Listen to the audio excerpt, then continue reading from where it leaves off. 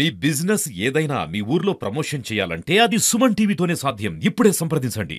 అందరికీ నమస్కారం. ఏ దేశమైనా సరే ఆ దేశంలో మౌలిక సదుపాయాలు మనం మెరుగుపరుచుకున్నప్పుడే ఆ దేశం అభివృద్ధి చెందేటువంటి అవకాశం కూడా ఉంటుంది. అదేవిధంగా ప్రతి ప్రాంతం యొక్క అభివృద్ధి కూడా అక్కడ ఉన్నటువంటి మౌలిక సదుపాయాల మీద ఆధారపడి ఉంటుంది. ఇవాళ ఈ మొరంపూడి బ్రిడ్జ్ ఏదైతే ఉందో ఎప్పుడో శాంక్షన్ అయినప్పటికీ అది త్వరితగతిన కానటువంటి సందర్భం మనందరికీ తెలుసు. అయితే ఆ నేపథ్యంలో ఇవాళ ఈ యొక్క బ్రిడ్జ్ని ఇనాగ్రేట్ చేసుకోవడం జరుగుతుంది. అయితే ఈ బ్రిడ్జ్ మీద వాహనాల రాకపోకలు మొదలైన తర్వాత పక్కన ఉన్నటువంటి సర్వీస్ రోడ్స్ ఏవైతే ఉన్నాయో అవి కూడా చాలా ఇబ్బందికర పరిస్థితిలో ఉన్నాయి. కనుక ముందు ట్రాఫిక్ని ఇటు డైవర్ట్ చేసి బ్రిడ్జ్ మీదుగా ఆ తర్వాత సర్వీస్ రోడ్స్ని చేయటం జరుగుతుంది. అదేవిధంగా దీని మీద ఉన్నటువంటి 4-5 బ్రిడ్జెస్ ఏవైతే ఉన్నాయో ఐటీసీ కావచ్చు, లేకపోతే బొమ్మూరు కావచ్చు, వేమగిరి కావచ్చు, ఇవన్నీ కూడా ఇప్పుడు దివాన్ చెరువు ఇవన్నీ కూడా ఇప్పుడు మళ్ళీ టెండర్స్ పిలిచే స్థాయిలో అవన్నీ కూడా ఉన్నాయి. అయితే చిన్నపాటి డిజైన్ అంటే గోడ కట్టి దాని మీద బ్రిడ్జ్ చేస్తున్నటువంటి సందర్భంలో కేంద్ర మంత్రి గడ్కరీ గారు అలా కాదు స్తంభాలతోటి, ఎందుకంటే ప్రజలు అటు ఇటు రాకపోకలు వారికి ఇబ్బంది లేకుండా ఉండాలి అని చెప్పినటువంటి సందర్భంలో కొంచెం డిజైన్ మార్పు కోసం చూస్తున్నాము. అది వెంటనే అయిపోతుంది. అయిపోయిన వెంటనే ఈ 4-5 బ్రిడ్జిలు కూడా ఈ నేషనల్ హైవే మీద చేసేటువంటి అవకాశం ఉంది. గడ్కరీ గారికి ప్రధానంగా నేను ధన్యవాదాలు తెలియజేస్తున్నాను. ఎందుకంటే వారు వెంటనే స్పందిస్తూ ఎప్పటికప్పుడు ఆంధ్ర రాష్ట్రానికి కావాల్సినటువంటి రోడ్ల సౌకర్యం కావచ్చు వీటి మీదకి దృష్టి సారిస్తూ వారు అన్ని విధాలా కూడా రాష్ట్రానికి తన సహకారాన్ని అందిస్తున్నటువంటి సందర్భంలో వారికి నా ధన్యవాదాలు తెలియజేస్తున్నాను. ఏదైతే ఈ యొక్క మౌలిక వసతులు, ఈ ఫ్లైఓవర్స్ కానీ రోడ్స్ కానీ ఏదైతే ఉన్నాయో అవన్నిటిని కూడా నిర్మించే బాధ్యత కేంద్ర ప్రభుత్వం, రాష్ట్ర ప్రభుత్వాల బాధ్యత.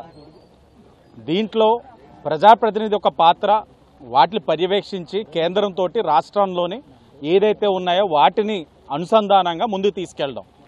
ఒకటే చెప్తా ఉన్నాం రాజమండ్రి ప్రజలకి, ఈరోజు మారంపూడి ఫ్లైఓవర్ని ఓపెన్ చేసుకుంటా ఉన్నాం. ఏ విధంగా జరిగింది? గత 5 సంవత్సరాలు ఒక ఇటుకి పడిన, ఒక కాంక్రీట్ వర్క్ జరిగిన, ఒక పిల్లర్ పెట్టినా ఏ విధంగా జరిగింది?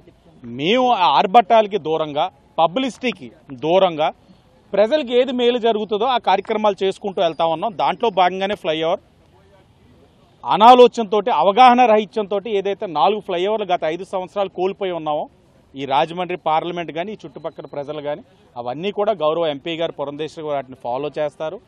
ఈ సందర్భంగా రాజమండ్రి ప్రజలుగా మేము ప్రధానమంత్రి నరేంద్ర మోడీ గారికి, అలాగే ఈ శాఖకు సంబంధించిన మంత్రి నితిన్ గడ్కరీ గారికి, గౌరవ పార్లమెంట్ సభ్యురాలు పురంధేశ్వరి గారికి, అలాగే భవిష్యత్తులో ఇవన్నీ కూడా అవడానికి సహకరించవలసిందిగా గౌరవ ముఖ్యమంత్రి నారా చంద్రబాబు నాయుడు గారికి, ఉప ముఖ్యమంత్రి పవన్ కళ్యాణ్ గారికి వేడుకుంటా ఉన్నాం. వాళ్ళందరూ కూడా చేస్తారని కూడా ఆశిస్తా ఉన్నాం.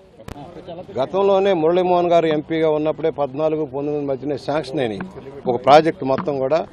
వేమగిరి దగ్గర నుంచి దివాన్ చెరువు దగ్గర 5 బ్రిడ్జిలు శాంక్షన్ అయినాయి.